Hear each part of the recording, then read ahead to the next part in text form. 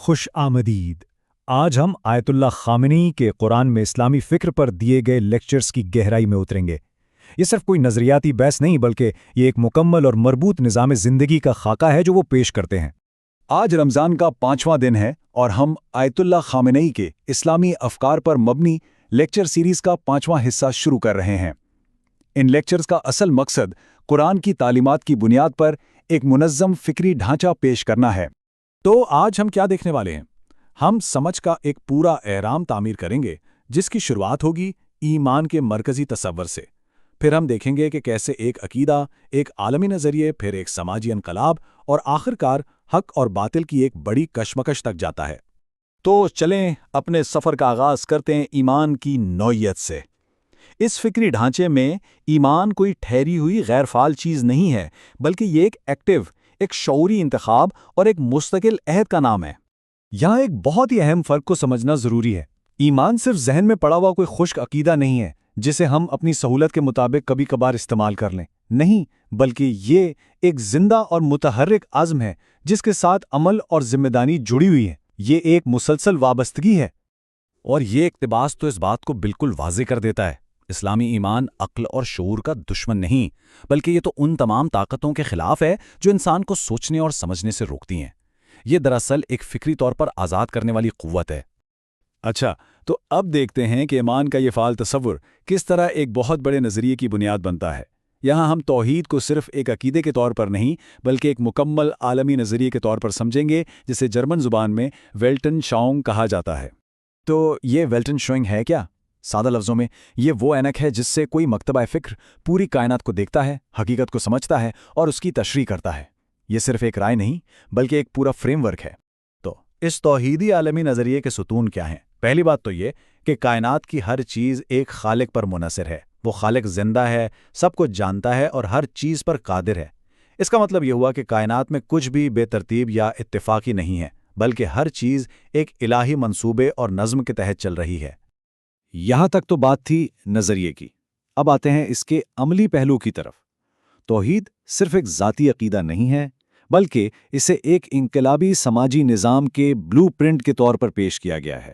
ذرا سوچئے، اگر تمام انسان ایک ہی خالق کی مخلوق ہیں تو پھر ان کے درمیان طبقاتی تقسیم، نسلی برتری یا معاشی استحصال کی کوئی گنجائش کیسے ہو سکتی ہے؟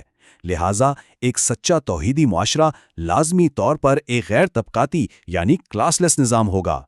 اور اسی نقطے کو امام علی علیہ السلام کا یہ قول مزید واضح کرتا ہے۔ وہ بے پناہ دولت کے جمع ہونے کو براہ راست غربت اور محرومی سے جوڑ رہے ہیں، یعنی ایک جگہ دولت کا پہاڑ کھڑا ہوتا ہے تو دوسری جگہ بھوک اور محرومی جنم لیتی ہے۔ اچھا، تو نظریہ بھی ہے، سماجی نظام کا خاکہ بھی ہے، لیکن اسے نافذ کون کرے گا؟ اسے عمل میں کون لائے گا؟ یہاں نبوت کا تصور سامنے آتا ہے جو اس تبدیلی کا انجن ہے۔ اور یہ ایک بہت ہی بنیادی سوال ہے جو ذہن میں آتا ہے، آخر ہمیں نبیوں کی ضرورت ہی کیوں ہے؟ کیا انسان صرف اپنی عقل اور علم کی بنیاد پر ایک منصفانہ معاشرہ قائم نہیں کر سکتا؟ تو اس فریم ورک میں نبوت کا مطلب صرف غیبی پیغام وصول کرنا نہیں ہے، نہیں، یہ ایک بہت بڑی سماجی اور سیاسی جدوجہد کا نام ہے۔ اس کا مقصد ہے ظالم اور مشرکانہ نظام کو جڑ سے اکھاڑنا اور اس کی جگہ ایک منصفانہ توحیدی نظام قائم کرنا۔ اب ظاہر ہے جب آپ ایک انقلابی نظام لانے کی بات کریں گے تو مخالفت تو ہوگی۔ وہ لوگ جو پرانے غیر منصفانہ نظام سے فائدہ اٹھا رہے ہیں وہ اپنی مراد اتنی آسانی سے تو نہیں چھوڑیں گے۔ قرآن کی روشنی میں یہ مخالفت کرنے والے بنیادی طور پر 4 طرح کے گروہ ہیں۔ ان کے مفادات براہ راست توحیدی نظام سے ٹکراتے ہیں۔ یہ ہے طاقتور اور مراعات یافتہ طبقہ، دولت مند اشرافیہ، جابر حکمران اور بدعنوان مذہبی رہنما۔ چلیں ان قرآنی اصطلاحات کو تھوڑا اور سمجھتے ہیں تاکہ تصویر واضح ہو۔ ملا وہ مراد یافتہ طبقہ ہے جو اپنی ظاہری چمک دمک سے عوام کو مروب رکھتا ہے۔ مترفین وہ امیر لوگ ہیں جو عیش و عشرت میں ڈوبے ہوئے ہیں، اور طاغوت وہ جابر حکمران ہیں جو خدائی قوانین کو چیلنج کرتے ہیں۔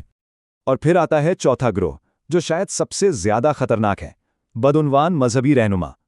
قرآن کی یہ آیت صاف صاف بتا رہی ہے کہ کیسے مذہب کے نام پر لوگوں کا مال کھانے والے اور انہیں اللہ کی راہ سے روکنے والے خود مذہبی پیشوا بھی ہو سکتے ہیں۔ تو اب آخر میں اس ساری کشمکش کا نتیجہ کیا نکلے گا؟ قرآن اس کے لیے ایک بہت ہی خوبصورت اور طاقتور مثال دیتا ہے۔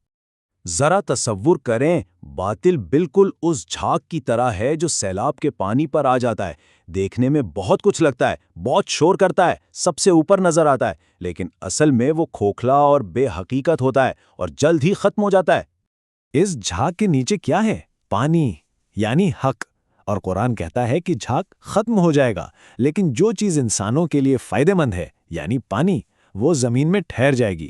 بالآخر فتح حق کی ہی ہوتی ہے، کیونکہ وہی پائیدار اور نفع بخش ہے۔ اور یہ پورا تجزیہ ہمیں ایک آخری اور بہت اہم سوال پر لا کر چھوڑتا ہے۔ اگر توحید صرف ایک عقیدہ نہیں بلکہ زندگی گزارنے کا ایک مکمل منصوبہ ہے، تو آج اس کے نفاذ کے لیے ہمارے معاشرے پر اور ہم میں سے ہر فرد پر کیا ذمہ داریاں عائد ہوتی ہیں؟